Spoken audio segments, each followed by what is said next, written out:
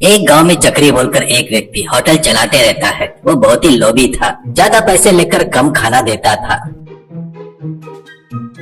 ऐसे ही रहते हुए एक दिन चक्री के होटल में तरुण बोलकर एक व्यक्ति खाना खाता है, तो उसके खाने का 1000 रुपए बिल बनता है। वो देखकर चक्री से तरुण, ये क्या है? ये क्या तुम स्टार होटल समझ रहे हो क्या? दिया मामूली खाना और बिल 1000 रुपए बनाते क्या? ऐसे कहता है। तो चक्री, देख राजा, जो भी है वो अपने फीलिंग पे डिपेंड रहता है, इसलिए मेरे होटल को ही स्टार होटल समझ ले और वैसे ही घर जा, बढ़िया सो जा, अच्छे से नींद आएगी। नहीं तो झगड़ा करके सामने आया ना तो तुझे चबा डालूंगा। अरे कुत्ते को काटने की दवा होती है रे, पर आदमी के काटने की दवा नहीं होती है। काटने को बोलता क्या? ऐसा कहने से वो वहाँ से चला गया। उसके बाद वो वैसे जाकर गांव में कुछ लोगों को जमा करके तरुण चक्री के होटल में आकर होटल में जा रहे लोगों को पॉम्पलेट में उसमें होटल में नहीं जाना करके लिखकर बांटना शुरू करता है। वो सब देखकर शाम को चक्री को बहुत गुस्सा आता है। वो बस अचानक तरुण और उसके साथ आए आदमियों को पीछा करके मुंह से काटता है। इससे वे सभी लोग हॉस्पिटल में ज्वाइन हो जाते हैं। उससे होटल में भी बहुत सारे लोग आना बंद कर देते हैं।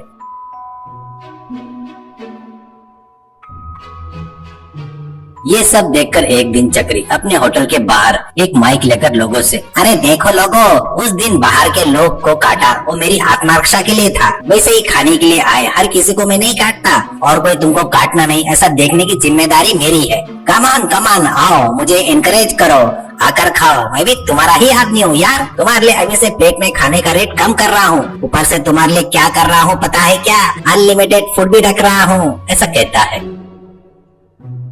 उससे कुछ लोग धीरे धीरे आना शुरू करते हैं।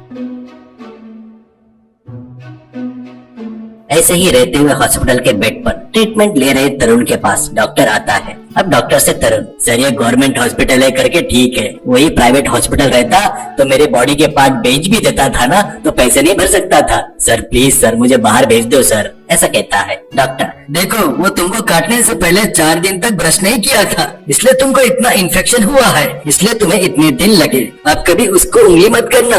वो अगर प्लान करके 10 दिन बगैर ब्रश किए तुमको काटा समझो तो मैं ही नहीं, तुमको भगवान भी नहीं बचा सकता, कहकर चला गया।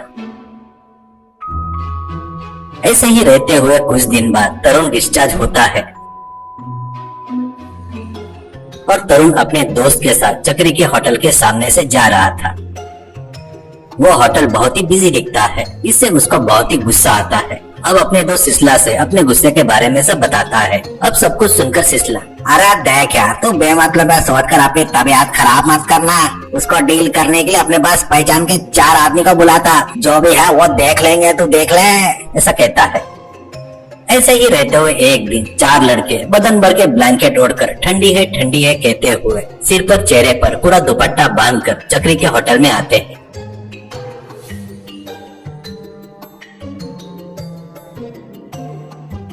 उनको देखकर वहाँ का वेटर, सांड पुणे 4 फुल मील्स दो बोलते हैं क्या, या 4 प्लेट मील्स दो बोलते क्या करते हैं बोलो?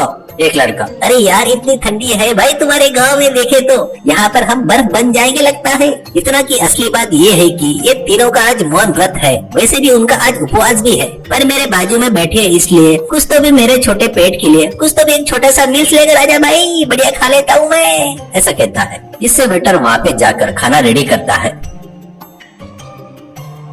उसके बाद लड़के के लिए खाना लाकर देता है। अब वो लाने वाले खाने को ला ही रहा था, वो वैसे खा ही रहा था, फिर से करी और राइस करके बोल रहा था। ऐसे कुछ देर में वो वेटर अंदर जाता है तो उसके लड़के के बाजू में बैठा लड़का आकर खाना होने से पहले ही बैठ जाता है।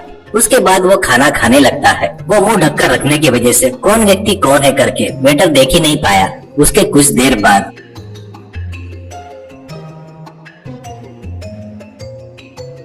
खा रहे के पास आकर वेटर, क्या रे देखने में दुबला पतला है, कितना खाता रे? अभी तक 100 लोगों के खाने में से 20% तो खत्म हो गया, करके कहता है। तो खा रहा लड़का, अरे ये देख मैं पहले से सर्किट आती हूँ, मैं आराम से खाते वक्त कोई आकर नजर लगाया तो मैं पहले से शुरुआत करता हूँ। कहने से वेटर उसको नमस्कार करके अंदर चुपचाप जाकर सब्जियां लाकर परोसना शुरू करता है।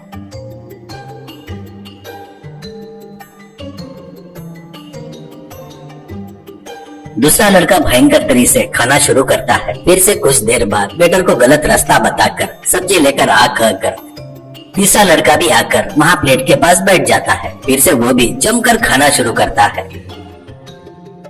वो सब देखते हुए वेटर, अरे यार सच बता रहे, तुम इंसान हो या इंसान के रूप में आया राक्षस हो? कितना खा रहा है रे? मेरे जिंदगी में ही नहीं, कितने जन्म लिए तो भी एक आदमी को इतना खाते हुए नहीं देखा।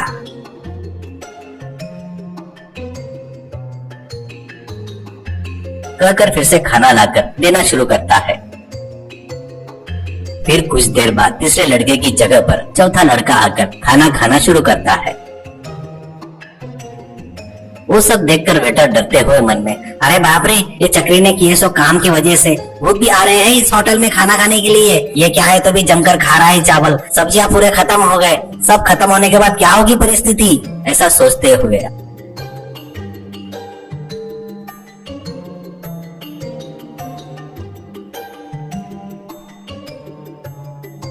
आखिर में खाना लाकर उन लड़कों के पास रखकर वेटर, बाबूजी आप इंसान हो या राक्षस हो, मेरे को समझ में नहीं आ रहा है, ये आखिरी का बचा खाना है, अब सब खत्म हो गया है जी, ऐसा कहता है। वो लड़का, चावल नहीं है तो क्या हुआ, तू है ना, तेरे को मरोड़ कर खा लेता मैं, ऐसा कहता है। बस एकदम वेटर डर कर, अरे बाप रे, ये चक्री के होटल में भूत है रे बाबा, 100 लोगों का खाना अकेले खा लिया रे बाबा करके चिल्लाते हुए बाहर भाग जाता है। बस उतना ही नहीं, इस बात को गांव भर में बताता है। ऐसे चिल्लाना शुरू करने की वजह से